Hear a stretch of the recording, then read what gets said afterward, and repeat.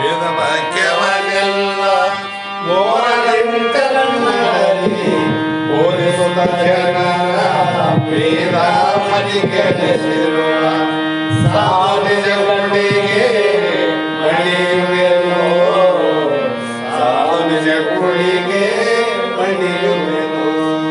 ನಿಜವನ್ನರಿಸುವ ಶ್ರೀ ನಿಜ ಗುಣಿಯ ಗ್ರಂಥವನ್ನು ನಿಜವಾಗಿ ಕೇಳಿ ನಿಜ ದುರ್ಮಾರ್ಗನಿಸುವ ಸುಜನರಿಗೆ ನಿತ್ಯ ನಮಿಸುವೆನು, ಸುಜನರಿಗೆ ನಿತ್ಯ ನಮಿಸುವೆನು.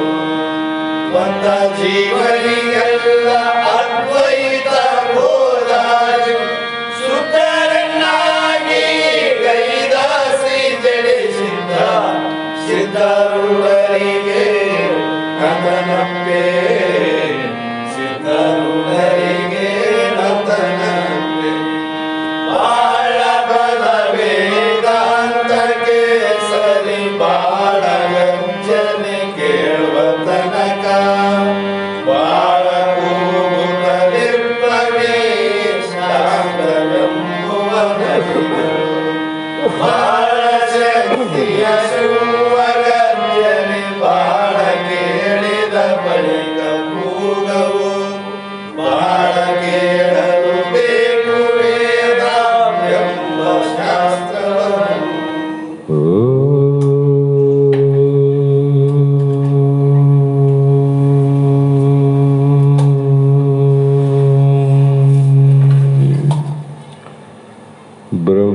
ಬ್ರಹ್ಮಾನಂದಂ ಪರಮಸುಖದಂ ಕೇವಲಂ ಜ್ಞಾನಮೂರ್ತಿಂ ದ್ವಂದ್ವಾತೀತಂ ಗಗನಸದೃಶಂ ತತ್ವಮಸ್ಯಾದಿಲಕ್ಷ್ಯಂ ಏಕಂ ನಿತ್ಯಂ ವಿಮಲಮಚಲಂ ಸರ್ವಧಿ ಸಾಕ್ಷೀಭೂತಂ ಭಾವಾತೀತಂ ತ್ರಿಗುಣರಹಿತಂ ಸದ್ಗುರುಂ ತಂ ನಮಾಮಿ. ಜಗದಾದಿ ಜಗದ್ಗುರು ಸಿದ್ಧಾರೂಢ ಮಹಾಸ್ವಾಮಿಗಳ ಶ್ರೀಪಾದ ಪದ್ಮಗಳಿಗೂ ಆರೂಢ ಜ್ಯೋತಿ ಶಿವಪುತ್ರ ಮಹಾಸ್ವಾಮಿಗಳ ಶ್ರೀಪಾದಗಳಿಗೂ ಶ್ರೋತ್ರಿಯ ಬ್ರಹ್ಮನಿಷ್ಠ ಬ್ರಹ್ಮಲೀನ ಸದ್ಗುರು ಬಸವಾನಂದರ ಚರಣ ಕಮಲಗಳಿಗೂ ಅನಂತ ದೀರ್ಘ ದಂಡ ಪ್ರಣಾಮಗಳನ್ನು ಸಮರ್ಪಿಸುತ್ತ ಸದ್ಗುರು ಸಿದ್ಧಲಿಂಗಪ್ಪ ತಾತ ಕಪಗಲ್ ಇವರನ್ನು ಮನದೋಳು ಧ್ಯಾನಿಸುತ್ತ ತಮ್ಮೆಲ್ಲರಿಗೂ ವಂದಿಸುತ್ತ ಈ ದಿನ ಶ್ರೀಮನ್ ನಿಜಗುಣ ಯೋಗಿಗಳು ಮುಮುಕ್ಷಗಳ ಉದ್ಧಾರಕ್ಕಾಗಿ ಕಲ್ಯಾಣಕ್ಕಾಗಿ ಮನನಪರವಾದ ಅನುಭವ ಸಾರ ಎನ್ನುವ ಗ್ರಂಥದ ಪ್ರಥಮ ಸಂಧಿಯ 4ನೇ ಸೂತ್ರದ 15ನೆಯ ನುಡಿ ಇಂದಿನ ಆಧಾರದ ವಿಷಯವಾಗಿದ್ದು, ಇಲ್ಲಿಯ ಪರ್ಯಂತರವಾಗಿ ಸೂತ್ರವನ್ನು ಆಧಾರವಾಗಿಟ್ಟುಕೊಂಡು ಆ ಒಬ್ಬ ಶಿಷ್ಯನಿಗೆ ಸದ್ಗುರುಗಳು ಏಕಂ ಏವಂ ಅದ್ವಿತೀಯ ಆತ್ಮನಲ್ಲಿ ತೋರ್ಪ ಲೋಕರಂಜನೆಯು ಕಾಲ್ಪನಿಕ ವಯಸ್ಸೆ ಅಂತ ಸೂತ್ರವನ್ನು ಆಧಾರವಾಗಿಟ್ಟುಕೊಂಡು ಆ ಸೂತ್ರದ ಅಭಿಪ್ರಾಯಗಳನ್ನು ಇಲ್ಲಿಯ ಪರ್ಯಂತರ 14 ನುಡಿಯವರೆಗೂ ಹೇಳಿ ಯಾವ ಜಗತ್ತು ಅನ್ನುವುದು ಹೇಗಿದೆ ಅಂದರೆ ಅದು ಬ್ರಹ್ಮನ ವಿವರ್ತವಾದದಿಂದನೇ ಜಗತ್ತು ತೋರುವುದು ವಿನಃ ಬೇರೆ ಒಂದು ಅದಕ್ಕೆ ಕಾರಣವೇ ಇಲ್ಲ ಅಂತ ಹೇಳಿದರು. ಯಾಕೆಂದ್ರೆ ಇನ್ನೂ ನಿನಗೆ ತಿಳಿಬೇಕಾಗಿದ್ರೆ ಇನ್ನೂ ಕೇಳ, ಆ ಹೊನ್ನು ತನ್ನ ನಿಜವಂಬಿಡದೆ ಭಿನ್ನ ಕಟಕಾದಿ ರೂಪ ಎನಿಸಲು ಅದು ವಿವರ್ತಂ ನೋಡಿ ತಿಳಿಯುವುದು ಇದನ್ನು ಇಲ್ಲಿ ಅಂದ. ಇಲ್ಲಿ ಹೇಗೆ ನಾ ಹೇಳುವುದನ್ನು ನೀ ಅನುಭವ ಮಾಡು ಅಂದ್ರೆ, ಯಾಕಂದ್ರೆ ಸ್ವಾನುಭಾವದ ಸುಖ ನಾನೇನು ಬಲ್ಲೆನೆಯ. ಶಾಸ್ತ್ರಗಳು, ವೇದ ಉಪನಿಷತ್ತುಗಳು ಸಾಕಷ್ಟು ಅನುಭವವನ್ನು ಹೇಳ್ತಾವ. ಆದ್ರೆ ಅವರ ಹೇಳಿದಂಥ ಅನುಭವ ನಮ್ಮ ಅನುಭವಕ್ಕೆ ಬಂದಾಗ ಅದು ಸತ್ಯ ಆಗ್ತದೆ. ಅಡಿಗೆ ಬಹಳ ಚಲೋ ಮಾಡಿದ್ರಿ ಅಲ್ಲಿ ಅಂತ ಹೇಳಿದಾಗ ಅದರ ರುಚಿ ಅವ್ರಿಗೆ ಅನುಭವ ಆಗ್ಯದ, ಅವ್ರು ನಿನಗೆ ಹೇಳ್ಯಾರ, ಸತ್ಯ ಅದ. ಆದ್ರೆ ನಮಗೆ ಅದು ಸಂಶಯ ಅದ. ಯಾಕೆ ಸಂಶಯ ಅಂದರೆ ನಮಗೆ ಗೊತ್ತಿಲ್ಲಲ್ಲ. ಹಾಗಾಗಿ ವೇದ ಉಪನಿಷತ್ತುಗಳಲ್ಲಿ ಹೇಳುವಂಥ ವಿಚಾರವನ್ನು ಗುರುಗಳಾದವರು, ಉಪನಿಷತ್ತುಗಳು ಶಿಷ್ಯನ ಅನುಭವಕ್ಕೆ ಬರುವಂಗೆ ಯುಕ್ತಿಯಿಂದ ಒಡಗೂಡಿದಾಗ ಮಾತ್ರ ಆ ಪಾರಮಾರ್ಥ ಶಾಸ್ತ್ರಕ್ಕೆ ಒಂದು ಶಕ್ತಿ ಬರ್ತದೆ. ಯುಕ್ತಿ ಇಲ್ಲ ಅಂದ್ರೆ ಶಕ್ತಿನೇ ಇಲ್ಲ. ಶಕ್ತಿ ಆದ್ಮೇಲೆ ಯುಕ್ತಿ ಅವಂತ ಅರ್ಥ ಮಾಡಬಹುದು. ಹಾಗಾಗಿ ಬಂದೂಕಿಂದ ಗುಂಡಾದ ಗೌಲ್ಯಾದ ಹೊಡೆದ್ರೆ ಸಿಂಹನು ಸಾಯ್ತದ, ಹುಲಿ ಸಾಯ್ತದ. ಅದು ಬಂದೂಕಿನ ಒಳಗೆ ಹಾಕಿ ಹೊಡೆದ್ರೆ ಮಾತ್ರ ಅದು ಕಾರ್ಯ ಮಾಡ್ತದೆ. ಕೈಲಿ ಗುಂಡು ಹೋದ್ರೆ ಆ ಇಲಿ ಕೂಡ ಸಾಯಂಗಿಲ್ಲ. ಅದ್ರಾಗ ಹಾಕಿ ಹೊಡೆದ್ರೆ ಹುಲಿ ಸಾಯ್ತದೆ, ಕೈಲಿ ಹೊಡೆದ್ರೆ ಇಲಿ ಸಾಯೋದು. ಕೊಲ್ಲೋದು ಅದೇ ಗುಂಡೆ. ಇಲಿ ಮೇಲೆ ಬಿದ್ದ ಗುಂಡೆ ಹುಲಿ ಮೇಲೆ ಬಿದ್ದದ. ಯಾಕಂದ್ರೆ ಅದರಲ್ಲಿ ಶಕ್ತಿ ಬರಬೇಕಾಗಿತ್ತು. ಗುಂಡಿಗೆ ಶಕ್ತಿ ಬರಬೇಕಾಗಿದ್ರೆ ಬಂದೂಕಿನಿಂದ ಬರ್ತದೆ ಶಕ್ತಿ. ಸಾಮಾನ್ಯ ಗುಂಡಿಗೆ ವಿಶೇಷ ಶಕ್ತಿ ಬರೋದು ಬಂದೂಕಿನಿಂದ. ಹಾಗಾಗಿ ವಿಶೇಷವಾದ ಶಕ್ತಿ ಬರೋದು ಸದ್ಗುರುನಾಥನ ಸ್ವಾನುಭಾವದ ಯುಕ್ತಿಗಳಿಂದ. ಅವ್ರ ಸ್ವಾನುಭವದ ಯುಕ್ತಿ, ಆ ಯುಕ್ತಿಗಳಿಂದ ಶಕ್ತಿ ಬರ್ತದೆ. ಹಾಗಾಗಿ ಇನ್ನು ಕೇಳ ಹೊನ್ನು ಅಂದ್ರು. ಅಂದ್ರೆ ಅರ್ಥ, ಹೊನ್ನು ಅಂದ್ರೆ ಬಂಗಾರ. ಇನ್ನೊಂದು ಹೇಳ್ತೀನಿ ಕೇಳು. ತನ್ನ ನಿಜವಂಬಿಡದೆ ಆ ಬಂಗಾರ ತನ್ನ ನಿಜವಾದ ಸ್ವರೂಪ ಏನಾದ ಆ ಸ್ವರೂಪವನ್ನ ತ್ಯಾಗ ಮಾಡದೆ. ಅದರ ಸ್ವರೂಪ ಏನು ಅಂದ್ರೆ ಗೊತ್ತಲ್ಲ ಬಂಗಾರದ್ದು. ಅದು ತೂಕದಲ್ಲಿ ಕಡಿಮೆ ಆಗೋದಿಲ್ಲ, ರೂಪದಲ್ಲಿ ಬೇರೆ ಆಗೋದಿಲ್ಲ. ಎಷ್ಟೇ ಸಲ ಕಾಸ್ರಿ, ಎಷ್ಟೇ ಸಲ ಬಡಿರಿ, ಆದರೆ ಎಲ್ಲಿಯೂ ಕೂಡ ತನ್ನ ತೂಕ ಕಳ್ಕೋದಿಲ್ಲ, ರೂಪವನ್ನು ಕಳ್ಕೋದಿಲ್ಲ. ಇವೆರಡು ಅದು ಬಂಗಾರದ ಸ್ವರೂಪ. ತನ್ನ ಸ್ವಂತ ಸ್ವರೂಪವನ್ನು ಬಿಡದೆ ಅದಕ್ಕಿಂತ ಬೇರೆ ಆಗ್ತದ. ಮೇಲೆ ಬಂಗಾರಕ್ಕಿಂತ ಬೇರೆ ಆಗ್ತವೆ. ಯಾವಾಗ ಅಂದ್ರೆ ಒಡವೆ ಆದಾಗ ಬೇರೆ ಆದವಲ್ಲ. ಆದರೆ ಕಟಕಾದ ರೂಪವೆನಿಸಲು ಅನೇಕ ಕಿವಿಯಲ್ಲಿ ಹಾಕುವ, ಕೊರಳಲ್ಲಿ ಹಾಕುವ, ಕೈಯಲ್ಲಿ ಹಾಕುವ ಅನಂತ ರೂಪವಾಗಿರಲು ಅದು ವಿವರ್ತಂ ಅಂದ್ರೆ ಅದು ವಿವರ್ತವೆನಿಸುತ್ತದೆ. ಇದನ್ನು ಇಲ್ಲಿ ವಿಚಾರ ಮಾಡಿ ತಿಳಿದಂದು. ಇಲ್ಲಿ ಏನು ಬಂಗಾರ 10 ಗ್ರಾಮಿಂದು ನೀನು ಉಂಗುರ ಮಾಡು ಅಂದ್ರೆ ಆ ಬಿಸ್ಕೆಟಲ್ಲಿ 10 ಗ್ರಾಮನ್ನ ಮಾಲಕ ಅಕ್ಕ ಸಾಲಿಗೆ ಕಟ್ ಮಾಡಿ ಕೊಡ್ತಾನೆ, ತೂಕ ಮಾಡಿ. ಇದು ಉಂಗುರ ಮಾಡು, ಇದು 40 ಗ್ರಾಮದ ಬಳೆ ಮಾಡಂತ. ಅವನು ಅದ್ರಾಗ ಉಂಗುರ ಮಾಡ್ತಾನ, ಬಳೆ ಮಾಡ್ತಾನ. ಅದು 40 ಗ್ರಾಮ ಇರ್ತದ, 10 ಗ್ರಾಮ ಇರ್ತದ. ತೂಕದಲ್ಲಿ ಹೆಚ್ಚು ಕಮ್ಮಿ ಆಗಿದೇನು, ರೂಪದಲ್ಲಿ ಹೆಚ್ಚು ಕಮ್ಮಿ ಆಗಿದೇನು? ಆಗಿಲ್ಲ. ಅದೇ ರೀತಿಯಾಗಿ ಇಂತಾದ ಕಥದಿ ಈ ದೃಷ್ಟಾಂತದ ಕಾರಣದಿಂದ ನೀನು ಓರಂತೆ ಚೆನ್ನಾಗಿ ಅಂದರೆ ನೀನು ಮನನ ಮಾಡೋದು, ಕೇಳೋದು ಬೇರೆ, ಮನನ ಮಾಡೋದು ಬೇರೆ. ಹಾಗೆ ಈ ಬ್ರಹ್ಮದಿಂದಲೇ ಫಲತರಂ, ಈ ಬಂಗಾರದಿಂದ ಹಲವು ಆಭರಣ ತೋರದ ಕಾರಣದಿಂದ, ಅದೇ ಬ್ರಹ್ಮ ಕಾರಣದಿಂದ ಹಲವು ರೀತಿಯ ಶಿವ ಜೀವ ಜಗತ್ತು 84 ಲಕ್ಷಗಳು ಜೀವರಾಶಿಗಳೆಲ್ಲ ಒಡವೆಗಳಿದ್ದಂಗೆ, ಒಡವೆಗಳಿವೆಲ್ಲ ಇದ್ದರೂ ಕೂಡ ಇದು ಆ ಒಂದು ಬಂಗಾರಕ್ಕೆ ಹೇಗೆ ವಿಕಾರತ್ವವಿಲ್ಲದೆ, ತನ್ನ ಬದಲಾವಣೆ ಇಲ್ಲದೆ ಹೇಗೆ ಇದೆಯೋ ಅದರಂತೆ ಬ್ರಹ್ಮನ ಬದಲಾವಣೆ ಇಲ್ಲದೆ ಜಗತ್ತಿದೆ ಅಂದ್ರೆ. ಬ್ರಹ್ಮಗೇನು ಬದಲಾವಣೆ ಆಗಿಲ್ಲ, ಜಗತ್ತಾದ ಬದಲಾವಣೆ ಆಗಿದೇನು? ಆಗೋದಿಲ್ಲ. ಯಾಕಂದ್ರೆ ಕಾರಣ ಬ್ರಹ್ಮನ ಅದಲ್ಲ.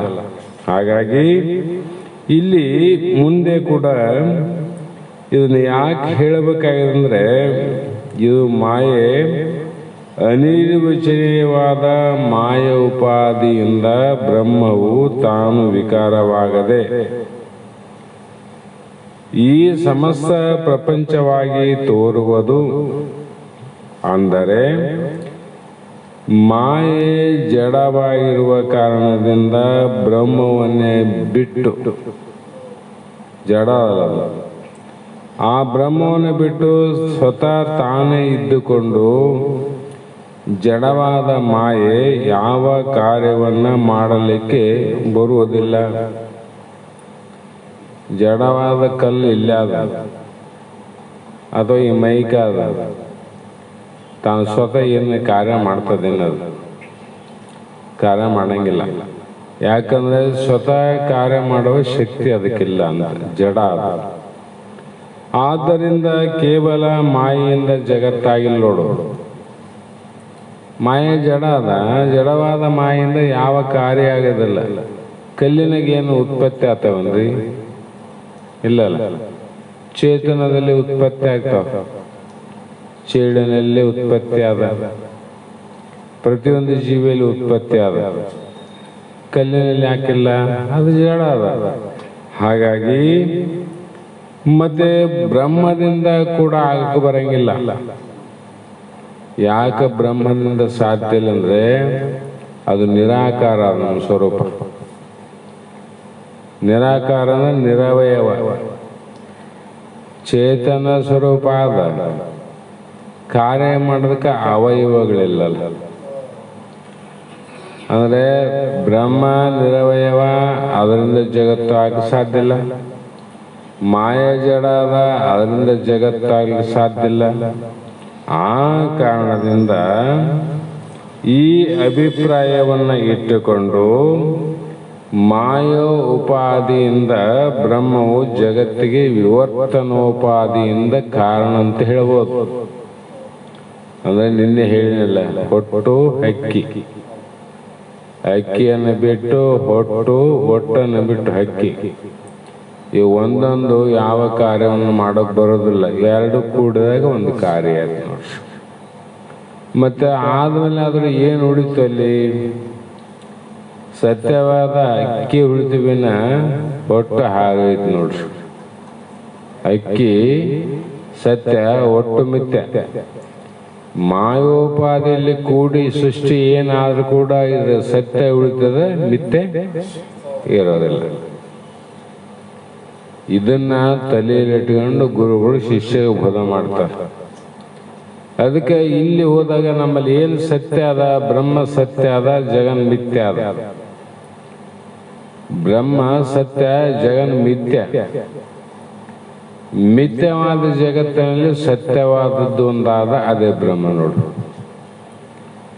ಮಿಥ್ಯವಾದ ಹುಟ್ಟಿನಾಗ ಸತ್ಯವಾದ ಅಕ್ಕಿ ಆದಿಲ್ಲ, ಅದು ಮೊದಲು ಅದ, ಈಗನೂ ಅದ, ಮುಂದೆ ಇರ್ತದೆ, ಒಟ್ಟು ಇಲ್ಲ ತೋರಿ ಅದು ಕಡೆಗೆ ಆಯಿತು, ಇದು ಉಳುಕಂತು. ಅದರಂತೆ ಬ್ರಹ್ಮನ ಆಧಾರದಲ್ಲಿ ಈ ದೇಹ ತೋರ್ತದೆ. ಈ ಕಾರ್ಯ ಚಟುವಟಿಕೆ ಯಾಕೆ ನಡೆದಂದ್ರೆ ಬರೇ ದೇಹದಿಂದ ಆಗಿ ಚೈತನ್ಯ ಇದ್ದಿಲ್ಲ ಅಂದ್ರೆ ಇದು ದೇಹದಿಂದ ಯಾವ ಕಾರ್ಯ ಮಾಡಕ್ ಬರ್ತಿದ್ದಿಲ್ಲ. ಕೈ ಕಾರ್ಯ ಇಲ್ಲ, ಕಣ್ಣಿನ ಕಾರ್ಯ ಇಲ್ಲ, ಇಂದ್ರಿಯಾದಿಗಳ ಕಾರ್ಯವೇ ಸ್ತಬ್ಧ. ಅದಕ್ಕೆ ಉದಾಹರಣೆ ಅಂದ್ರೆ ನಾವು ಕಣ್ಣಾದ ದಿವಸ ನೋಡ್ತೀವಲ್ಲ, ದೈವತ್ವ ಭಾವ ಭಕ್ತಿ ಉಳ್ಳಂತ ವ್ಯಕ್ತಿಗಳು ಎಷ್ಟೋ ಕಡೆ ದೇವಸ್ಥಾನಕ್ಕೆ ಹೋಗಿ ಬರ್ತೀವಿ. ಆ ದೇವಸ್ಥಾನದಲ್ಲಿ ಅಲ್ಲಿರುವಂತ ಶಿಲ್ಪಿಯ ಕೈ ಜಳಕದಿಂದ ಆ ಮೂರ್ತಿಯನ್ನು ನೋಡಿದಾಗ ದೈವತ್ವ ಭಾವ ತಾನಾಗಿ ಬರಬೇಕು, ಅಷ್ಟು ಲಕ್ಷಣದಿಂದ ಮಾಡಿರ್ತಾರೆ. ಆದರೂ ಆ ಮೂರ್ತಿ ಯಾವ ಕಾರ್ಯವನ್ನು ಮಾಡಂಗಿಲ್ಲ. ಮೂರ್ತಿ ಏನು ಕಾರ್ಯ ಮಾಡ್ತದ? ಪೂಜಾರಿ ಅದ್ರ ಕಾರ್ಯ ಮಾಡ್ತಾನೆ. ಅದಕ್ಕೆ ಅಭಿಷೇಕ ಪೂಜಾನ ಮಾಡಬೇಕು, ಅಲಂಕಾರ ಪೂಜಾನ ಮಾಡಬೇಕು, ಧೂಪ ದೀಪನೂ ಪೂಜಾನ ಮಾಡಬೇಕು, ನಮಸ್ಕಾರನೂ ಪೂಜಾ ಮಾಡಬೇಕು, ನೈವೇದ್ಯನೇ ಪೂಜೆ ಇಡಬೇಕು. ಅದಕ್ಕೆ ಏನಿಲ್ಲ, ಯಾವ ದೇವಾನ ದೇವತೆಗೆ ಕೊರತೆ ಇಲ್ಲದಂತ ಎಲ್ಲವೂ ಅವನು ದೇಹದ ಮೇಲೆ ಅವಿಲ್ಲ. ಅದ್ಯಾಕೆ ಕಾರ್ಯ ಮಾಡಬಾರ್ದ್ರಿ? ಜಡ. ಅದರಂತೆ ಈ ದೇಹ ಕಾರ್ಯ ಮಾಡ್ತದ ಅಂದ್ರೆ ಇದಾಗೊಂದು ಚೇತನ ಆದಂತ. ಯಾಕಂದ್ರೆ ಯಥೋವಾ ಇಮಾನಿ ಭೂತಾನಿ ಜನ್ಮ ದೃಶ್ಯಯತ ಅಂತ ಒಂದು ಪ್ರಮಾಣ ಕೊಡ್ತಾರ. ಹೇಗೆ ಪ್ರಮಾಣ ಅಂದ್ರೆ ಇವೆಲ್ಲ ಶ್ರುತಿ ವಾಕ್ಯಗಳು. ಈ ಶ್ರುತಿ ಸೂತ್ರಗಳ ಮೂಲಕ ವಿಚಾರ ಮಾಡಿದರೂ ಕೂಡ ಬ್ರಹ್ಮವೇ ಜಗತ್ತಿಗೆ ಅಭಿನ್ನ ನಿಮಿತ್ತೋಪಾದನವಾಗಿರುವುದೆಂದು ಕಂಡುಬರುತ್ತದೆ. ಆದರೆ ಆ ಬ್ರಹ್ಮವು ಅದ್ವಿತೀಯವಾಗಿರುವುದರಿಂದ ನೈಯಾಯಿಕರ ಪರಮಾಣುಗಳಂತೆ ಆರಂಭವಾದ ರೀತಿಯಲ್ಲ. ನೈಯಾಯಿಕರು ಹೇಳ್ತಾರೆ ಹೆಂಗಾದ ಜಗತ್ತೊಂದು ಆರಂಭವಾದ. ಅವ್ರದ್ದು ವಾದ ಏನಂದ್ರೆ ಮೇಲೇನೆ ವೇದಾಂತರು ಕಡೆಗೆ ಮಾಡ್ತಾರೆ. ಮೊದಲ ಇತ್ತು ಆಮೇಲೆ ಇಲ್ಲ, ಪ್ರಾರಂಭದಲ್ಲಿ ಇರ್ತದಂತ ಆಮೇಲೆ ಇರಂಗಿಲ್ಲ ಜಗತ್ತು. ಇದು ಅನುಭವಕ್ಕೆ ವಿರುದ್ಧ ಆದ್ದಲ್ಲ. ಹಾಗಾಗಿ ಕೂಟಸ್ಥ ರೂಪವಾಗಿರುವುದರಿಂದ ಸಾಂಖ್ಯರ ಪ್ರಕೃತಿಯಂತೆ ಪರಿಣಾಮವಾದ ರೀತಿಯಲ್ಲ, ಪರಿಣಾಮವಾದನಲ್ಲ. ಕಿಂತು ಬ್ರಹ್ಮವು ಅವಿದ್ಯೆಯ ಮೂಲಕ ವೇದಾದಿ ಪ್ರಪಂಚ ವಿಚಾರದಲ್ಲಿ ವಿವರ್ತ ಲಕ್ಷಣ ರೂಪ ಉಪಾದಾನ ಕಾರಣವಾಗಿರುತ್ತದೆ. ಈ ಕಾರಣ ವಿಚಾರದಲ್ಲಿ ವೃತ್ತಿವಾದ ಮೊದಲಾಗಿ 4 ಕಾರಣವಾದಗಳು ಉಂಟು. ಅವುಗಳನ್ನು ವೇದಾಂತ ಚಂದ್ರಿಕೆಯಲ್ಲಿ ನೋಡಬಹುದು ಅಂತ ಹೆಚ್ಚಿಗೆ ಬೇಕಾದ್ರೆ ನೋಡಬಹುದು. ಬ್ರಹ್ಮವು ಜಗತ್ತು ಆರಂಭವಾದಂಗ ಬ್ರಹ್ಮ ಪ್ರಾರಂಭ ಆಗಿಲ್ಲ, ಹಾಗೆದೇನು ವಿವರ್ತವಾಗಿದೆ ಎಂದು ಹೇಳಿದೆ. ಆದರೆ ಪರಿಣಾಮದ ಲಕ್ಷಣವೇನು ಅಂದರೆ ವಿವರ್ತದ ಲಕ್ಷಣ ಪರಿಣಾಮ ಲಕ್ಷಣವೇನೆಂದು ಕೇಳಿದರೆ ಅವುಗಳ ಲಕ್ಷಣವನ್ನು ಇಲ್ಲಿ ಹೇಳ್ತಾರೆ. ಏನು? ವಸ್ತುವಿನ ಸತ್ಯವು ಸಮಾನ ಸತ್ಯವುಳ್ಳದ್ದಾಗಿರಲು ಅದರ ಅವಸ್ಥಾ ವಿಶೇಷ ರೂಪತ್ವೇ ಪರಿಣಾಮವಾದ. ಅವಸ್ಥಾ ವಿಶೇಷ ರೂಪತ್ವೇ ಪರಿಣಾಮವಾದವೆಂದು ಹೇಳಿದರೆ ವಿವರ್ತದಲ್ಲಿ ಈ ಲಕ್ಷಣದ ಅತಿವ್ಯಾಪ್ತಿ ದೋಷ ಬರುತ್ತದೆ. ಅವರೇ ವಾದ ಮಾಡ್ತಾರೆ, ಅವರೇ ಸಂಶಯ ಮಾಡ್ತಾರೆ, ಅವರೇ ಅದರಲ್ಲಿ ದೋಷವನ್ನು ತೆಗಿತಾರೆ.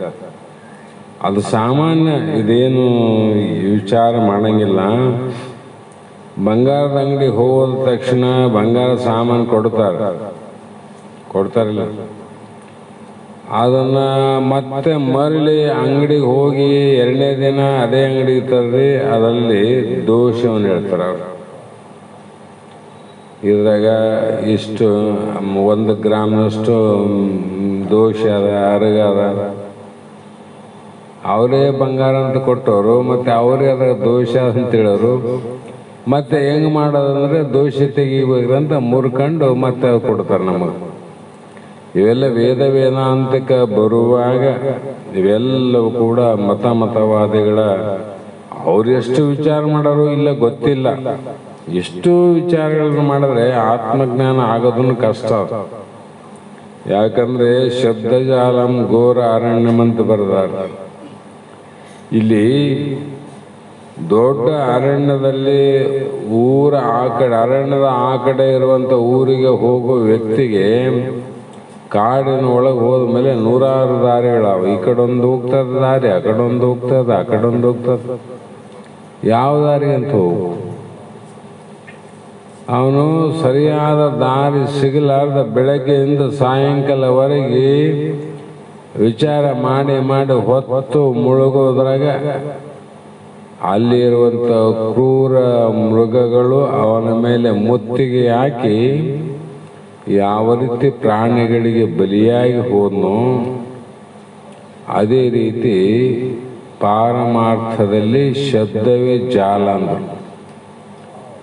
ಈ ಶಬ್ದ ಜಾಲ ಏನು ಮಾಡ್ತದಂದ್ರೆ ಇದು ಹಿಂಗೆ ಹೇಳಿತು, ಇದು ಹೀಗೆ ಹೇಳಿತು, ಇದು ಹೀಗೆ ಹೇಳಿತು, ಇದು ಹೀಗೆ ಹೇಳಿತು, ಅವನು ಹಿಂಗಂದ, ಈ ಮತವಾದಿ ಹಿಂಗಂದ, ಈ ಮತವಾದಿ ಹಿಂಗಂದ್ರು, ಅವರ ಪ್ರಮಾಣ ಯುಕ್ತಿ ಇವೆಲ್ಲ ವಿಚಾರ ಮಾಡೋದ್ರೋಗ ನಮಗೆ ಏನಾಗ್ತದ, ಸಾಯಂಕಾಲ ಆಗ್ತದ, ಆಯುಷ್ಯ ಮುಗ್ಲಿಕ್ಕೆ ಬರ್ತದ. ಅಷ್ಟರೊಳಗೆ ಮೃತ್ಯು ದೇವತೆ ಝಂಕಾರದಿಂದ ಮಾಡಿ ನಮ್ಮನ್ನ ನಾಶ ಮಾಡಿ ಹೋಗ್ತದೆ. ಅದಕ್ಕೆ ಬಹಳಷ್ಟು ಶಬ್ದಜಾಲ ಇರಬಾರ್ದು. ಸಂಶಯಕ್ಕೆ ಎಷ್ಟು ಬೇಕೋ ಅಷ್ಟು ಇರ್ಬೇಕದು. ಸಂಶಯ ಹೋಗಕ್ಕೆ ಎಷ್ಟು ಬೇಕಪ್ಪ ಅಷ್ಟು ತಿಳ್ಕೊಂಡು. ಹಾಗಾಗಿ ಇಲ್ಲಿ ಇನ್ನೂ ಕೂಡ ವಿವರ್ತ ಲಕ್ಷಣ, ಪರಿಣಾಮ ಲಕ್ಷಣ ಅನಂತವನ್ನು ಹೇಳಿ ಕೊನೆಗೆ ಮಹಾತ್ಮರು ವಿಚಾರ ಮಾಡ್ತಾರ. ಏನು ವಿಚಾರ ಅಂದ್ರೆ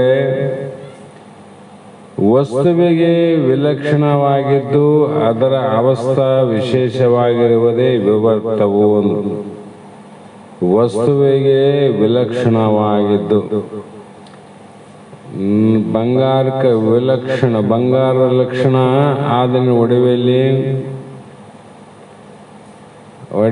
ಬಂಗಾರ ಲಕ್ಷಣ ಇಲ್ಲ.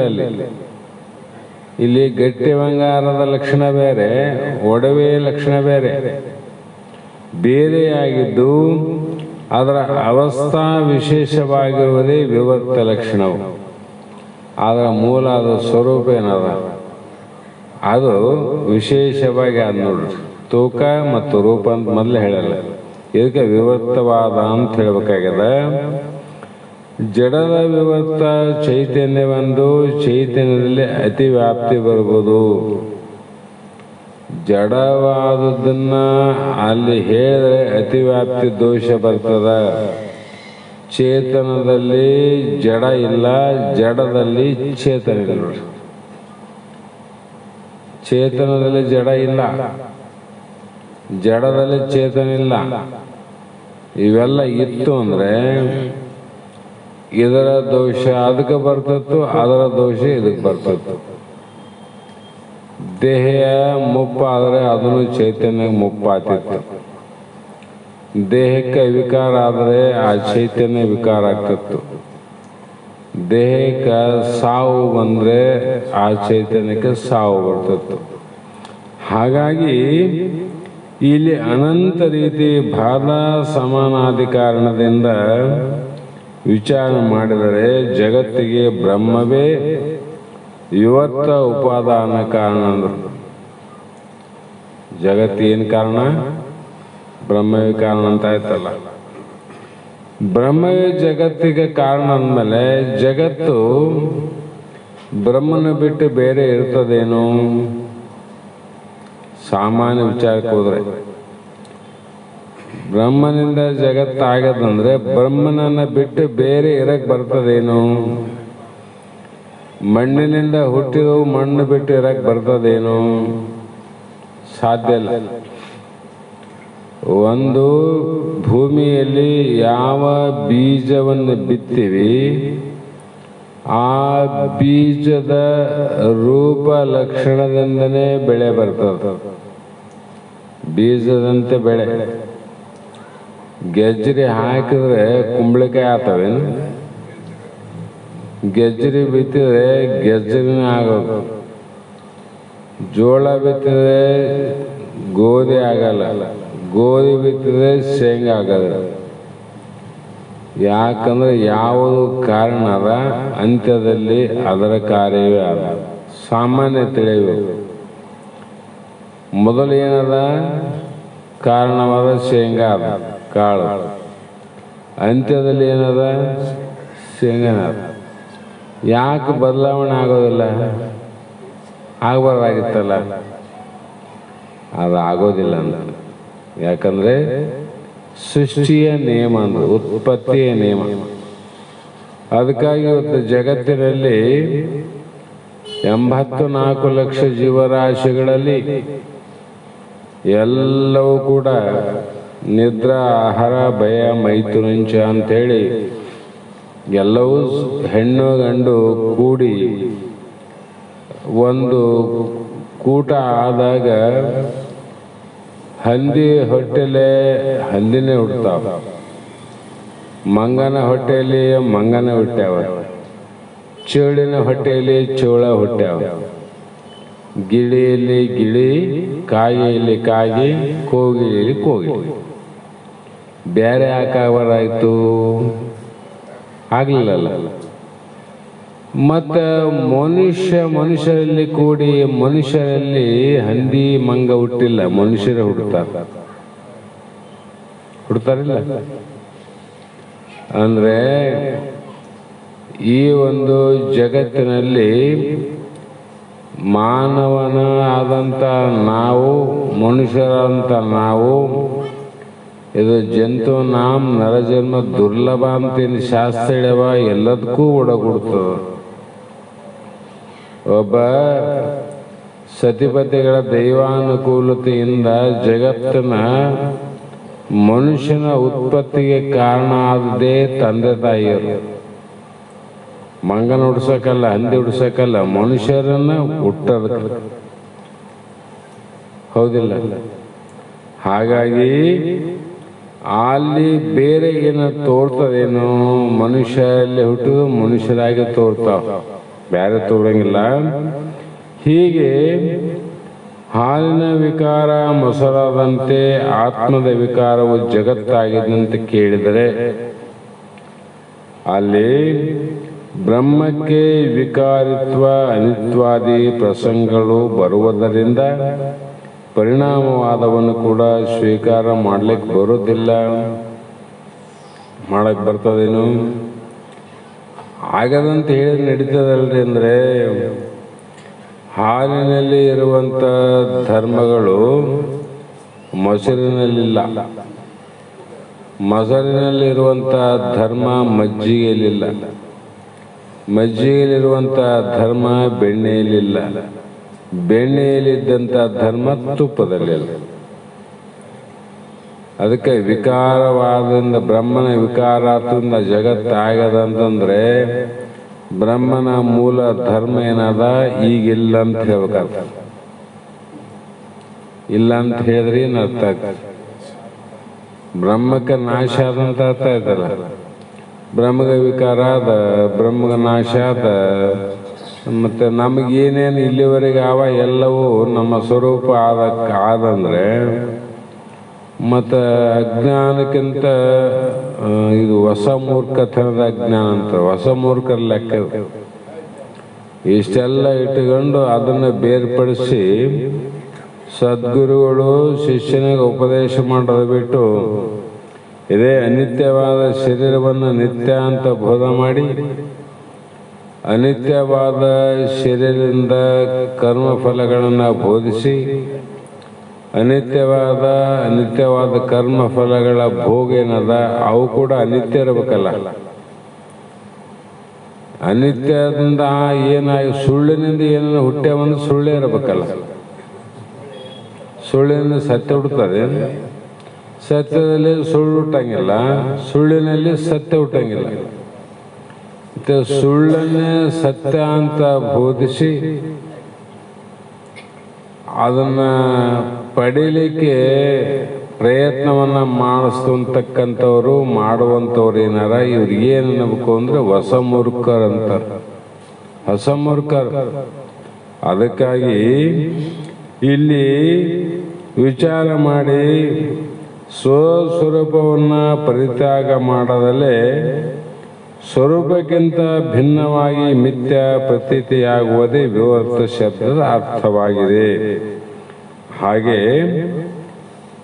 ರೂಪಾಂತರ ಆಭರಣಗಳಾಗಿ ಹೇಗೆ ತೋರುವುದು, ಹಾಗೆ ಬ್ರಹ್ಮವು ತನ್ನ ನಿಜ ಸಚ್ಚಿದಾನಂದ ಸ್ವರೂಪಕ್ಕೆ ಹಾನಿಯಿಲ್ಲದೆ ರೂಪಾಂತರ ಜಗದ್ರೂಪವಾಗಿ ಪ್ರತೀತಿಯಾಗಿದೆ.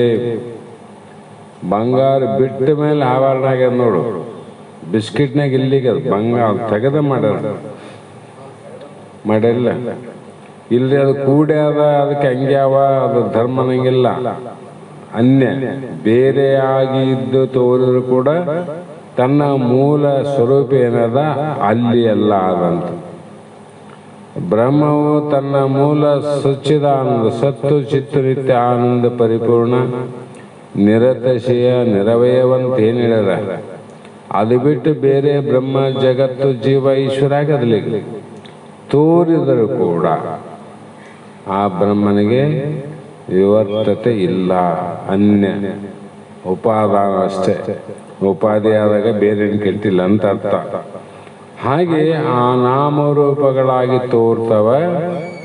ಕಾರಣ ನಾಮರೂಪಗಳು ಏನಾವ ಇಲ್ಲಿ ವಿಚಾರ ಮಾಡು ಕಲ್ಪಿತ ಆಗ್ಯಾವ. ನಾಮರೂಪ ಆವೇನಲ್ಲಿ ಬಂಗಾರದಲ್ಲಿ ಸರ ಇಲ್ಲ, ಗೆಜ್ಜೆಟಕ್ಕೆ ಇಲ್ಲ, ತಾಳಿ ಇಲ್ಲ, ನತ್ತಿಲ್ಲ, ಏನೇನು ಒಡೆಗಳು ವಂಕಿ ಇಲ್ಲ, ನಾಗರ ಹೆಡೆ ಇಲ್ಲ. ಎಲ್ಲವವು ಶಬ್ದದಲ್ಲಿ ಯಾವ ತಲೆಗಿಟ್ರೆ ಹೆಡೆ ನಾಗರ ಹೆಡೆ ಅಂದ್ರು, ಕೊರಳಲ್ಲಿ ಸರ ಅಂದ್ರು, ಕೈಯಲ್ಲಿ ಹಾಕೋ ಬಳೆ ಅಂದ್ರು. ಆ ಬಳೆ ಸರ ಇಲ್ಲೇ ನಾವೇನು ಎಲ್ಲೇನ ಮುಟ್ಟಿ ನೋಡು ಬರೀ ಬಂಗಾರ ಅಂದ್ರೆ ಅವೆಲ್ಲ ಮಿಥ್ಯ ಅಲ್ಲ. ಏನು ಮಿಥ್ಯ? ನಾಮ ಅಂದ್ರೆ ಹೆಸರು, ನಾಮ ಅಂದ್ರೆ ಹೆಸರು, ರೂಪ ಅಂದ್ರೆ ಆಕಾರ. ಬಳೆ ಆಕಾರ ಉಂಗುರದಾಗಿಲ್ಲ, ಉಂಗುರದ ಆಕಾರ ಬಳೆಯಲ್ಲಿಲ್ಲ. ಅವೆಲ್ಲ ಉಪಾಧಿಗಳಿಗೆ ಒಂದೊಂದು ಹೆಸರನ್ನು ಇಟ್ಟು ಕಲ್ಪಿತ ಮಾಡಿದ್ರು ವ್ಯವಹಾರ ಸರಳವಾಗಿ ನಡೀಲಿ ಅಂತ. ವ್ಯವಹಾರ ಸರಳವಾಗಿ ನಡೀಲಿ ಅಂತ ಮಾಡ್ಯಾರ ಮಹಾತ್ಮರು. ಹೀಗಾಗಿ ಅವೆಲ್ಲ ನಾಶ ಆಗ್ತಾವಿಲ್ಲ. ನಾಶ ಆದರೂ ಕೂಡ ಬಂಗಾರಕ್ಕೆ ಅವಿನಾಶಿ. ಬ್ರಹ್ಮದಲ್ಲಿ ನಾನಾ ಪ್ರಕಾರವಾಗಿ ನಾಮರೂಪಗಳು ತೋರಿದರೂ ಕೂಡ ಪ್ರಪಂಚವು ಬಂಗಾರದಲ್ಲಿ ಒಡವೆಗಳು ನಾಮರೂಪಗಳು ನಾಶವಾದಂತೆ ಬ್ರಹ್ಮದಲ್ಲಿ ಈ ಜಗತ್ತು ನಾಶವಾಗುತ್ತದೆ. ಎಲ್ಲಿ ನಾಶ ಆಯ್ತು?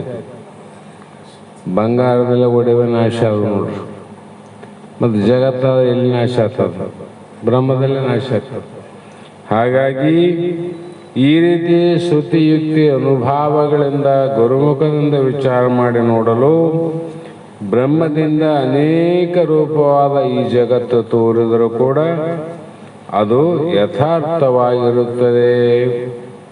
ಅನೇಕ ರೂಪ ಒಂದಲ್ಲ, ಏಕ ಬಂಗಾರ ಒಡವೆಗಳು ಅನೇಕ, ಏಕ ಮಣ್ಣು ಅದರ ಮಡಿಕಾದಿಗಳು ಅನೇಕ. ಹಾಗೆ ತೋರಿದ್ರು ಕೂಡ ಏನಾಯ್ತು ಅಂದರೆ ಯಥಾರ್ಥ ಅಲ್ಲಿ ಬ್ಯಾರೆ ಏನದ ಭಿನ್ನ ಬಿಟ್ಟು ಅರಿಸಿ ನೋಡಲೇನುಂಟು, ತನ್ನನ್ನೇ ಪರಬಂದು ತಿಳಿಯುವುದಲ್ಲದೆ ಭಿನ್ನ ಬೇರೆ ನೀನು ನೋಡಲು ವಿಚಾರ ಮಾಡಿ ನೋಡಿದ್ರೆ ನಿನಗೇನು ಸಿಗ್ತದ? ಬಂಗಾರನೇ ಸಿಗ್ತದ. ಮಡಿಕೆ ಆರೆಗಳಲ್ಲಿ ಬೇರೆ ಏನನ್ನಾದಂತ ನೋಡು, ಮಣ್ಣೇ ಸಿಗ್ತದ. ನೀರಿನಲ್ಲಿ ಏನೋ ನಾವಂತ ನೋಡು, ನೀರೇ ಸಿಗ್ತದ. ಜಗತ್ತಿನಲ್ಲಿ ಏನೇನಾದಂತ ನೋಡು, ಬ್ರಹ್ಮನೇ ಸಿಗ್ತದ. ವಿಚಾರ ಮಾಡಿ ನೋಡಂತಾರೆ ಮಹಾತ್ಮರು. ಹಾಗಾಗಿ ಈ ಬ್ರಹ್ಮದಲ್ಲಿ ತೋರಿದ ಜಗತ್ತು ಇಲ್ಲರಿ ಎಷ್ಟು ದಿನ ಆದರೂ ತೋರ್ಬೋದು, ಎಷ್ಟು ದಿನಕ್ಕೆ ನಾಶ ಆಗ್ತದಂತ ಶಿಷ್ಯ ಸಂಶಯ ಬಂತ ತಿಳ್ಕೊ. ಎಷ್ಟು ದಿನ ತೋರ್ಬೋದ್ರಿ ಇದಂತ. ಆದರೆ ಇಲ್ಲಿ ಒಂದೇ ಮಾತು ಹೇಳ್ತಾರೆ, ಮೊನ್ನೆನೂ ಕೂಡ 2-3 ಸಲ ಹೇಳಿನಿ ನಿಮ್ಗೆ. ಪರಮಾರ್ಥ ಅಲ್ಲದ ಈ ಪರಿ ಸತ್ಯದಂತೆ ಇರುವ ಪರ್ಯಂತ ವಿಹುದು ಜಗವಿದು ಆರೈಯಲು ಆ ಪರಮಾತ್ಮನಲ್ಲ ಎರಡುಂಟೆ. ಎಲ್ಲಿವರು ಹೇಳ್ಬಿಟ್ರು ಮಾತ್ರ ಅಂದ್ರೆ ಪರಮಾರ್ಥವಲ್ಲದ, ಪರಮಾರ್ಥ ಅಂದ್ರೆ ಬ್ರಹ್ಮನಂತೆ ಸತ್ಯವಲ್ಲದ ನಿಜವಲ್ಲದ ಈ ಜಗತ್ತು. ಬ್ರಹ್ಮನಂತೆ ನಿಜವಲ್ಲದ ಸತ್ಯವಲ್ಲದ್ದೇ ಈ ಜಗತ್ತು ನೋಡ್ರಿ. ಯಾಕಂದ್ರೆ ಬಂಗಾರದಂತೆ, ಬಂಗಾರದ ಲಕ್ಷಣದಂತೆ ಒಡವೆಗಳು ಯಾವಾಗಲೂ ಸತ್ಯ ಅಲ್ಲ. ಯಾಗ ಕಲಿಸಿದಾಗ ಅವು ಹೋತವ, ಒಡವೆಗಳು ಹೋತವ. ಇದು ಹಾಗಲ್ಲ, ತ್ರಿಕಾಲ ಅಬಾಧ್ಯವಲ್ಲದ ಈ ಜಗತ್ತು ಅಂದ್ರೆ 3 ಕಾಲದಲ್ಲಿ ಇಲ್ಲದ ಜಗತ್ತು ತ್ರಿಕಾಲ. ಭೂತಕಾಲ, ವರ್ತಮಾನ ಕಾಲ ಮತ್ತು ಭವಿಷ್ಯತ್ ಕಾಲದಲ್ಲಿ ಇರುವಂತ ಜಗತ್ತು ನೋಡಿ. ಇವತ್ತ ನಮ್ಮ ತಂದೆ ತಾಯಿಗೆ ತೋರಿದ ಜಗತ್ತು ನಮ್ಮ ತಾತಗನು ತೋರದ, ನಮ್ಮ ತಾತ ಮುತ್ತೆಗೆ ತೋರಿದ್ದು ಅವ್ರ ತಾತ ಮುತ್ತೆಗನು ತೋರದ. ಈ ನಮ್ಮ ತೋರಿದ ಜಗತ್ತು ನಮ್ಮ ಮಕ್ಕಳಿಗೂ ತೋರ್ತದ. ಎಷ್ಟು ತಲೆ ತೋರ್ತಾವ ಅಂತ ಹೇಳಿದ್ರೆ ಇದು ಸತ್ಯದಂತಿರುವ, ಸತ್ಯ ಅಲ್ಲ ಅದು ಸತ್ಯದಂತೆ ತೋರ್ತದ. ಸತ್ಯ ಅಲ್ಲದ್ದು ಸತ್ಯದಂಗೆ ಹೆಂಗ್ ತೋರ್ತದ್ರಿ? ಅದಕ್ಕೆ ಹೇಳಿದ್ರು ಸತ್ಯ ಅಲ್ಲದನ್ನ ಸತ್ಯ ಅಂತ ಹೆಂಗ ತೋರ್ತದಂದ್ರೆ ಅದು ಅಜ್ಞಾನದಿಂದ, ಅದು ಭ್ರಮೆಯಿಂದ. ಹಾಗಾಗಿ ಅಂಥದ್ದು ಸತ್ಯದಂತಿರುವ ಪರ್ಯಂತವಿಹುದು. ಸತ್ಯ ಅಲ್ಲದ್ದು ಎಲ್ಲಿವರೆಗೂ ಸತ್ಯ ಅಂತ ನಿನ್ನೆಲ್ಲ ಅದ ಅಲ್ಲಿವರೆಗೂ ತೋರ್ತದಂತ.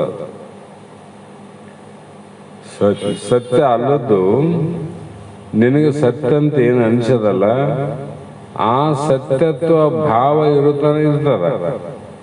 ಅದು ಯಾವಾಗ ಹೋಗ್ತದ ಅಂತ ಹೇಳಿದ್ರೆ ಈ ಜಗತ್ತು ನಿಜವನ್ನುವ ಹಾಗೆ ಅರಿಯುವ ಪರ್ಯಂತರ ನಿನ್ನ ನಿಜವಾದ ಸ್ವರೂಪವನ್ನ ಶ್ರುತಿಗುರು ಸ್ವಾನುಭಾವದಿಂದ ಪಾರಮಾರ್ಥಿಕ ಬ್ರಹ್ಮ ಸ್ವರೂಪವನ್ನ ಎಲ್ಲಿಯವರೆಗೂ ನೀನು ತಿಳಿಯುವುದಿಲ್ಲವೋ ಅಲ್ಲಿಯ ಪರ್ಯಂತ ಇದು ಪ್ರತೀತಿಯಾಗುತ್ತದೆ.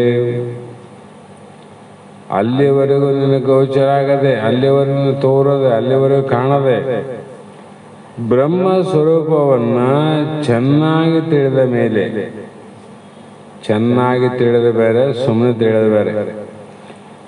ಆ ಚೆನ್ನಾಗಿ ತಿಳಿದು ಗುರು ಯುಕ್ತಿ ಸ್ವಾನುಭಾವದಿಂದ ತಿಳಿದ್ರೆ ಚೆನ್ನಾಗ್ಯದ.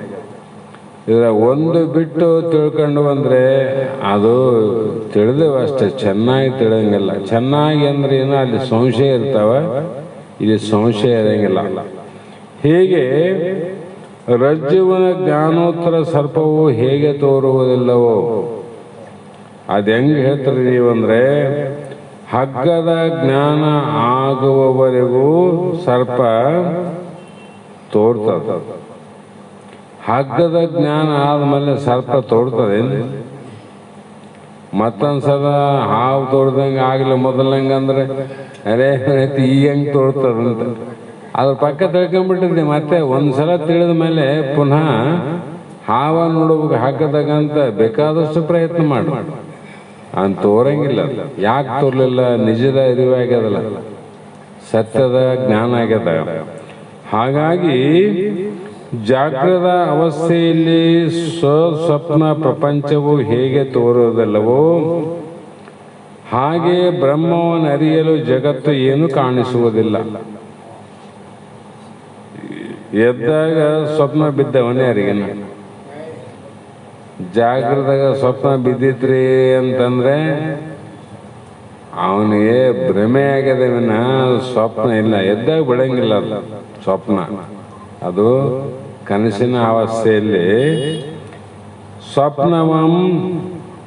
ಸ್ವಪ್ನ ಪ್ರಪಂಚವು ಹೇಗೆ ತೋರುವುದಿಲ್ಲವೋ ಹಾಗೆ ಬ್ರಹ್ಮವನ್ನು ಅರಿಯಲು ಜಗತ್ತು ಏನು ಕಾಣಿಸುವುದಿಲ್ಲ. ನಿದ್ದೆಯಲ್ಲಿ ಇದ್ದಂಥ ಸ್ವಪ್ನ ಎಚ್ಚರದಾಗ ಕಾಣ್ತದೇನು? ಕಾಣೋದಿಲ್ಲ. ಯಾಕೆ? ಎಚ್ಚರ ಆಗ್ಯದ ಈಗ. ಹಾಗಾಗಿ ಈ ಒಂದು ಬ್ರಹ್ಮವನ್ನು ಅರಿಯಲು ಜಗತ್ತು ಏನು ಕಾಣುವುದಿಲ್ಲ. ಏನು ಅಂದ್ರೆ ನೀನೊಂದೇ ಕಾಣ್ತಿದ್ದಿ, ನಿನ್ನ ಬಿಟ್ಟು ಮತ್ತೊಂದು ಕಾಣಂಗಿಲ್ಲ ಅಂತಲ್ಲಿ. ಯಾಕಂದ್ರೆ ಬಂಗಾರದ ಅಂಗಡಿಯ ಮಾಲಕನಿಗೆ, ಆಮೇಲೆ ಅಕ್ಕ ಸಾಲಿಗೆ, ಬಂಗಾರದ ವ್ಯಾಪಾರಿಗೆ, ಮೂವರಲ್ಲಿ ವ್ಯತ್ಯಾಸ. ಈ ವ್ಯಾಪಾರ ಮಾಡೋನಿಗೆ ಆಭರಣ ದೃಷ್ಟಿಯಿಂದ ಬಂಗಾರ ಖರೀದಿ ಮಾಡ್ತಾನೆ. ಅವನ ತಲೆಗೆ ಬರೀ ಆಭರಣ, ಕಡೆಗೆ ಮಾಡಿಸ್ಬೇಕು, ಅದು ಮಾಡಬೇಕು, ಇದು ಮಾಡಬೇಕು. ಅಕ್ಕ ಸಾಲಕಿನ ದೃಷ್ಟಿಯಲ್ಲಿ ವ್ಯಾವಹಾರಿಕ. ಹೌದಲ್ಲ? ಇದನ್ನ ಮಾಡಿದ್ರೆ ಇಷ್ಟು ಕೂಲಿ, ಇದನ್ನ ಮಾಡಿದ್ರೆ ಇಷ್ಟ ಆತಂತ ಅವನ ದೃಷ್ಟಿಯಲ್ಲಿ. ಮಾಲಕನ ದೃಷ್ಟಿಯಲ್ಲಿ ಲಾಭ ದೃಷ್ಟಿ. ಲಾಭಕ್ಕಾಗಿ ವ್ಯವಹಾರ ಅದೇ ಬಂಗಾರದಲ್ಲೇ ಅವನು ಲಾಭ ನೋಡ್ತಾನೆ, ಬಂಗಾರ ನೋಡಂಗಿಲ್ಲ. ಇವನು ವ್ಯವಹಾರಿಕ ದೃಷ್ಟಿ ಇವರು ನೋಡ್ತಾರೆ.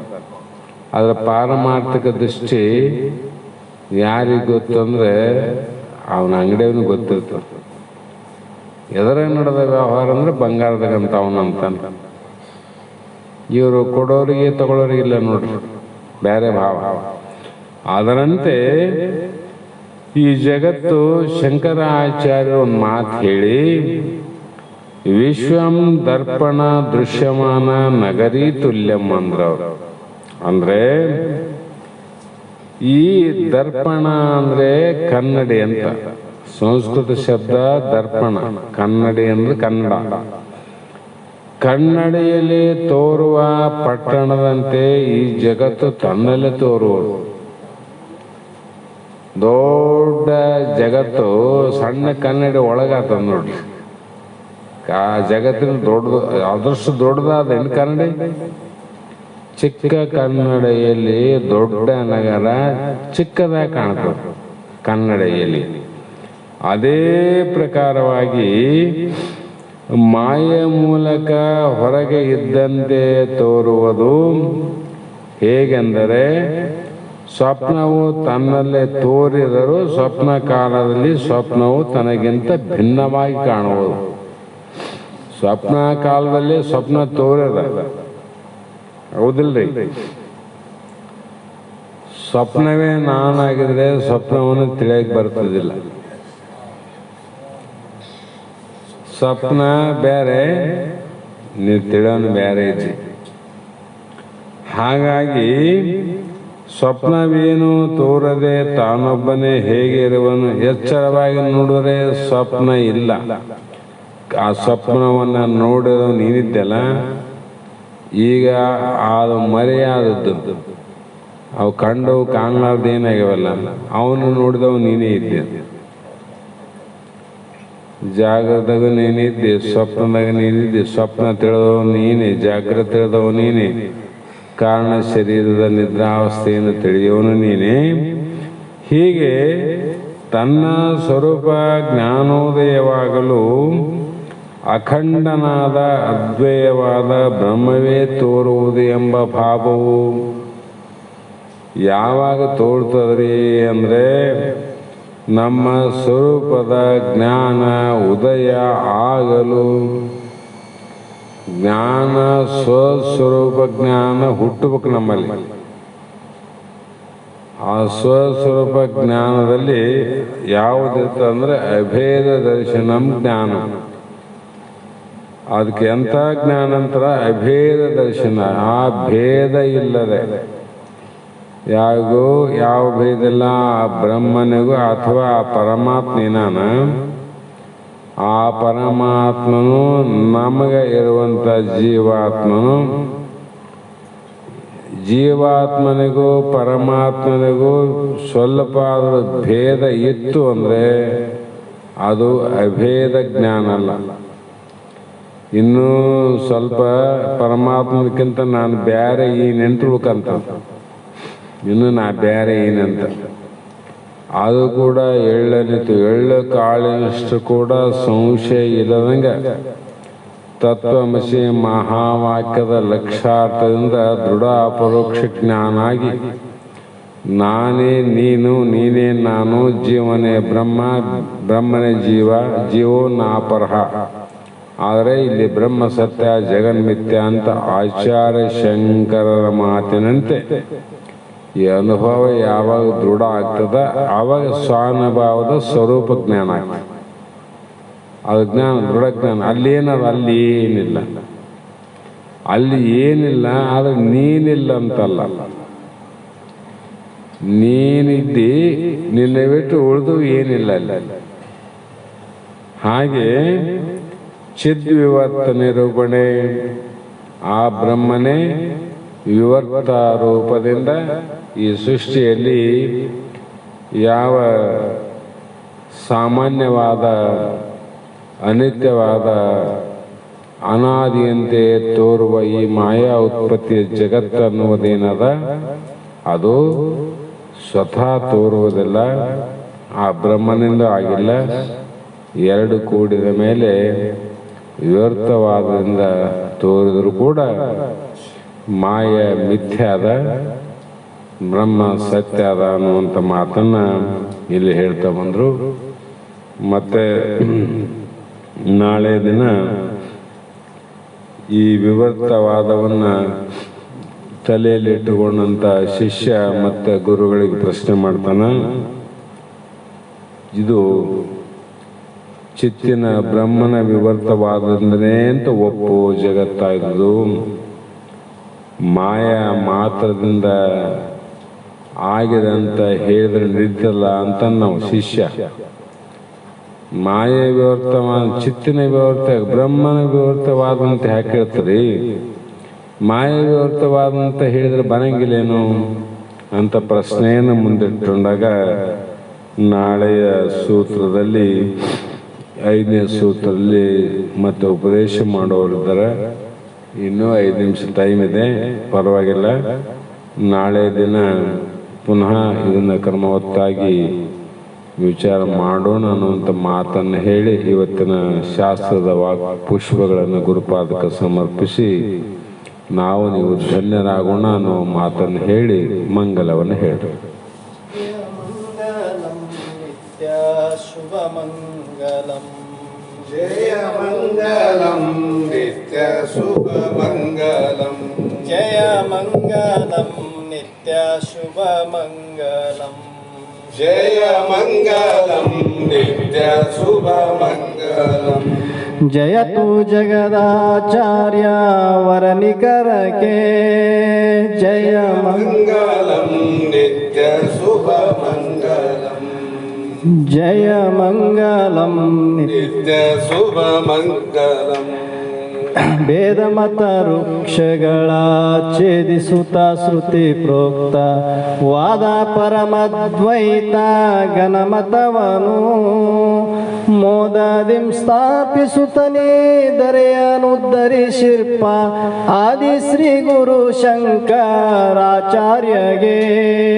ಜಯ ಮಂಗಲಂ ನಿತ್ಯ ಶುಭ ಮಂಗಲಂ ಜಯ ಮಂಗಲಂ ನಿತ್ಯ ಶುಭ ಮಂಗಲಂ ಬದ್ಧ ವಿಷಯದ ಬಲೆಗೆ ಬಿದ್ದು ಒದ್ದಾಡುತ್ತೀಹ ಬದ್ಧಾತ್ಮರನ್ನು ಕಂಡು ಕರುಣದಿಂದ ಶುದ್ಧಾತ್ಮ ನೀನೆಂದು ಬುದ್ಧಿಗೇರಿಸಿ ಬಿಡದೆ ಉದ್ಧರಿಸಿದಂತ ಶ್ರೀ ಸಿದ್ಧಾರೂಢಗೆ ಜಯ ಮಂಗಲಂ ನಿತ್ಯ ಶುಭ ಮಂಗಲಂ ಜಯ ಮಂಗಲಂ ನಿತ್ಯ ಶುಭ ಮಂಗಲಂ.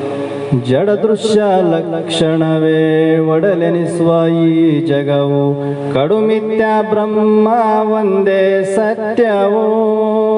ನುಡಿಗೆ ಅಗೋಚರದರ ಒಡಲು ನೀನವುದೆಂದು ಬಿಡದೆ ಬೋಧಿಸಿ ಪೊರೆದ ಜಡಿಸಿದ್ದಾಗೆ. ಜಯ ಮಂಗಲಂ ನಿತ್ಯ ಶುಭ ಮಂಗಲಂ. ಜಯ ಮಂಗಲಂ ನಿತ್ಯ ಶುಭ ಮಂಗಲಂ. ಮಾತಿಗೂ ಮನಸ್ಸಿಗೂ ಚಿನ್ಮಯನು ಗೋಚರಿಸಿ ಮೌನ ವ್ಯಾಖ್ಯಾನದಿಂ ಪ್ರಕಟಿತನೆಂಬಂತೆ ಮೌನಾದಿಂ ಮಾನವರ ಜನನಾದಿ ಭಯ ಬಿಡಸಿ ಘನಮುಕ್ತಿಯ ನೀವ ಗುರುನಾಥರೂಢಗೆ. ಜಯ ಮಂಗಲಂ ನಿತ್ಯ ಶುಭ ಮಂಗಲಂ. ಜಯ ಮಂಗಲಂ ನಿತ್ಯ ಶುಭ ಮಂಗಲಂ. ಶಿವಜೀವರಲಿ ಭೇದ ತವೆ ಪುಡುಕಲಿಲ್ಲೆಂಬ ಸುವಿವೇಕ ಅಳವಡಿಸಿ ಶ್ರುತಿ ಮತದಲ್ಲಿ ಭವಭಯವ ಕೆಡಸುತ್ತ ಸವ್ಯದಾನವಂದನವನು. ಭವಭಯವ ಕೆಡಸುತ್ತ ಸವ್ಯದಾನಂದವನು ಜವದಿತ್ತ ಶ್ರೀ ಶಂಕರಾನಂದಗೆ. ಜಯ ಮಂಗಲಂ ನಿತ್ಯ ಶುಭ ಮಂಗಲಂ. ಜಯ ಮಂಗಲಂ ನಿತ್ಯ ಶುಭ ಮಂಗಲಂ. ಪುಷಿ ಮಾಯೆ ಪುಷಿ ಜೀವ ಪುಷಿಯಾದ ಸಂಸಾರ ಬೆಸೆಗೆ ನಿನ್ನಲ್ಲಿಲ್ಲ ಎಂದೆಂದಿಗೂ. ಅಸಮ ಸುಜ್ಞಾನದಿಂ ಮುಸುಕಿದ ಜ್ಞಾನವನು ದೆಸೆಗಡಿಪ ಬಸವಂತ ದೇಶಿಕನಿಗೆ. ಜಯ ಮಂಗಲಂ ನಿತ್ಯ ಶುಭ ಮಂಗಲಂ. ಜಯ ಮಂಗಲಂ ನಿತ್ಯ ಶುಭ ಮಂಗಲಂ. ಪರಮ ನಿಜ ಗುಣಯೋಗಿ ವಿರಚಿಸಿದ ವೇದಾಂತ ಸುರಸ ಸಾಹಿತ್ಯಯುತ ಷಟ್ಶಾಸ್ತ್ರಕ್ಕೆ ಪರಿಕಿಸುತ್ತ ಟೀಕೆ ತಾತ್ಪರ್ಯವನು ಬರೆದಿಳೆಯ ನರರನ್ನು ಉದ್ಧರಿಸಿರ್ಪ ಶಿವಪುತ್ರ ಸ್ವಾಮಿಗೆ. ಜಯ ಮಂಗಲಂ ನಿತ್ಯ ಶುಭ ಮಂಗಲಂ. ಜಯ ಮಂಗಲಂ ನಿತ್ಯ ಶುಭ ಮಂಗಲಂ. ಪರಮೋಂ ಚೈತನ್ಯಂ ಶಾಶ್ವತಂ ಶಾಂತಂ ಯೋಗಾತೀತಂ ನಿರಂಜನಂ ಆದರಿಂದು ಕಲಾತೀತಂ ತಸ್ಮೈ ಶ್ರೀ ಗುರುವೇ ನಮಃ. ಶ್ರೀಮಜ್ಜಗದ್ಗುರು ಸಿದ್ಧಾರೂಢ ಸ್ವಾಮಿ ಮಹಾರಾಜ್ ಕಿ ಜೈ. ಶ್ರೀ ಸದ್ಗುರು ಶಿವಪುತ್ರ ಸ್ವಾಮಿ ಮಹಾರಾಜ್ ಕಿ ಜೈ. ಶ್ರೀ ಸದ್ಗುರು ಬಸವಾನಂದ ಸ್ವಾಮಿ ಮಹಾರಾಜ್ ಕಿ ಜೈ. ಶ್ರೀ ಸದ್ಗುರು